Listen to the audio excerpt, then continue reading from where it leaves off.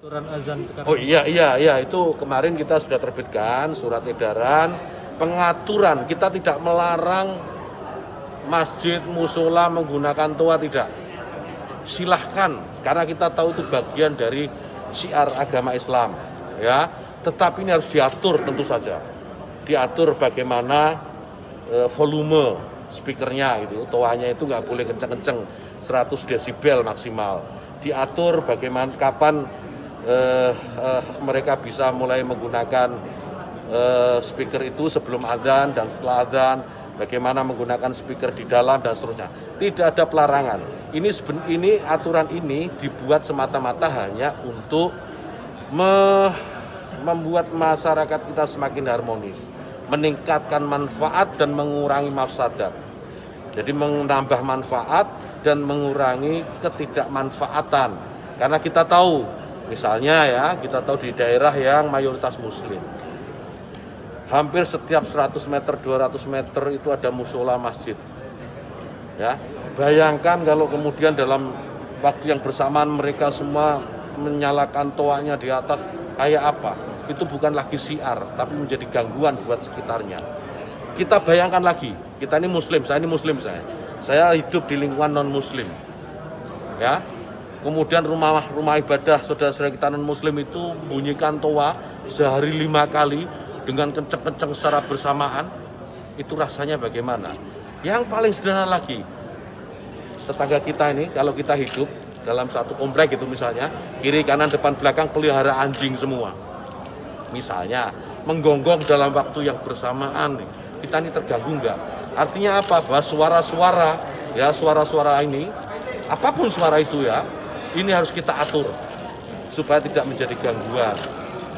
Ya, speaker di musola masjid monggo dipakai, silahkan dipakai, tetapi tolong diatur agar tidak ada yang merasa terganggu, agar niat menggunakan toa, menggunakan speaker sebagai sarana, sebagai wasilah untuk syiar, melakukan syiar tetap bisa dilaksanakan tanpa harus mengganggu mereka yang mungkin tidak sama dengan keyakinan kita, berbeda keyakinan, kita harus tetap hargai. Itu saja intinya. Jadi saya kira dukungan juga banyak atas ini, karena di alam bawah sadar kita kan pasti mengaku itu. Kawan-kawan wartawan ini juga pasti merasakan itu, bagaimana kalau suara itu tidak diatur pasti mengganggu. Truk itu kalau banyak di sekitar kita diam di satu tempat, kemudian misalnya ada truk kiri kanan kita, depan belakang kita, mereka nyalakan mesin sama-sama, kita pasti terganggu. Suara-suara yang tidak diatur itu pasti akan menjadi gangguan. Ya itu udah semua manusia itu wahum yakhisimun. Makanya sampean kalau beda pendapat itu sing biasa wae. Aja kok wong saiki kan beda pendapat geger. Beda pendapat itu sudah fitrah. Enggak mungkin lah. Kita ada beda pendapat itu enggak mungkin. Di kampung-kampung kalau ada masjid speaker di mana-mana saya sering ditanya. Wadah yang progus kandhani nak adzan jo banter-banter, mengerameni tonggo. Nak niat salat ora usah adzan nak teko. Bar. Sing sitok. Sing sitok yo ora kudu banter ben siar.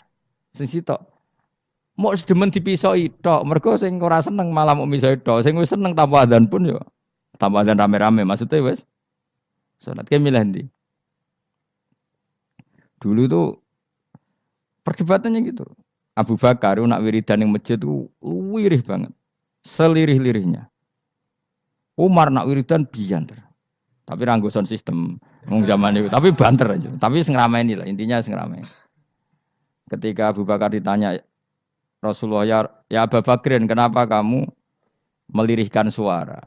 Jadi saya itu malu sama Allah. Dia itu zat maha mendengar. Jadi saya mengeraskan suara itu malu. Kayak pangeran butuh suara keras saya. Umar ditanya, kenapa kamu terlalu keras? Umar jawabannya sederhana. Bener-bener ngantuk. Makanya nggak ada satupun ulama yang mengatakan Umar itu afdhalu min Abi Bakar. Kok jawabannya yo kadang sederhana banget. Malahnya ijma' ahli sunnah itu Abu Bakar afdhalu min Umar. Kok nak delok jawabannya kok bener ngantuk. Padahal jawabannya Abu Bakar, kula nu izin kalian pangeran yang maha pendengar kok banter-banter. Rasulullah dalam banyak hal ya gitu, ketika banyak masalah itu sahabat donga banter-banter. Nabi duka, innakum latatuna as-somma. kamu tidak berdoa sama zat sing budek, maka kamu nggak usah banter-banter. Jadi andaikan ada istighosah pakai sound system banter-banter itu ya perlu dipertanyakan. Lah pangeran wis krungu gegere ngono lho apa misalnya. Tapi misalnya mazhab itu kamu pakai, terus ada pertanyaan, dangdutan saja banter, kenapa kalimat thayyibah tidak boleh banter? Masalah mana? Ya asal ijek donya itu masalah. Kemilan dia. Ini cerita saja. Kalau manusia itu istighosah jaluk tulung sapa? Pangeran kan? Pangeran sudah dengar tanpa sound system apa enggak? Kenapa banter-banter? Nah, tapi kalau tadi dibalik, dangdutan saja banter-banter. Kenapa kalimat thayyibah tidak boleh banter-banter? Jadi manusia itu memang potensinya itu ya khisimun dalam kebaikan saja.